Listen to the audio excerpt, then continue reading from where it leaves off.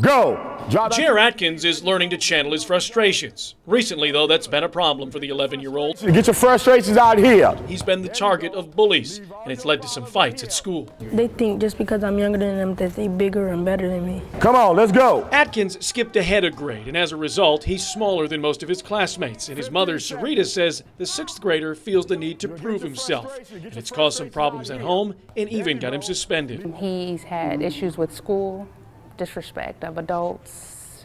Basically, he just feels as if he's grown. Dig deep, let's go. Atkins is one of roughly a dozen boys who have either been bullied, are bullies, or are otherwise labeled at risk. They've landed here with 4th-degree black belt Lance Adams in a program called CHANCE. It stands for Changing Habitual Actions Through Nonviolent Combat Arts Education. They're not learning to fight, rather Adams is using martial arts to teach discipline and teamwork, something that turned his life around when he was the same age. You know, and I did have an ego, arrogance, or whatever the case may be, but martial art quickly showed me how that I wasn't as bad as I thought I was. Adams is a school resource officer and knows the threat of bullying goes well past the school hallways. Young people are constantly bombarded, not only face-to-face, but online through social media like Facebook and Twitter, extending the reach of the traditional schoolyard bully. They don't want to tell their parents about it. They want to tell their teacher about it because they're afraid the teacher ain't going to believe them. They don't want to tell other students about it because they're afraid they're going to be ridiculed for it. Here's a statistic on all of this. 1 in 3 students have been bullied at some point in the last year, and it's at its peak in middle school, the exact age group that Lance Adams is targeting.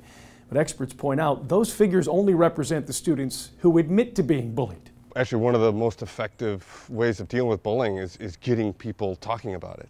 USC clinical and community psychology expert Dr. Brad Smith has seen bullying play out with his own children, and he points out the victims aren't the only ones in trouble. What happens a lot of times if kids a bully, they get expelled from school or suspended from school. That isolates them further, puts them behind the school. You give a kid like that a positive outlet, a positive adult to work with, that's fantastic. Everything that happened in life ain't gonna be fair. Smith applauds what Adams is doing, reaching out to a wide cross-section of young people dealing with different issues, instilling a positive value system as soon as there are signs of trouble.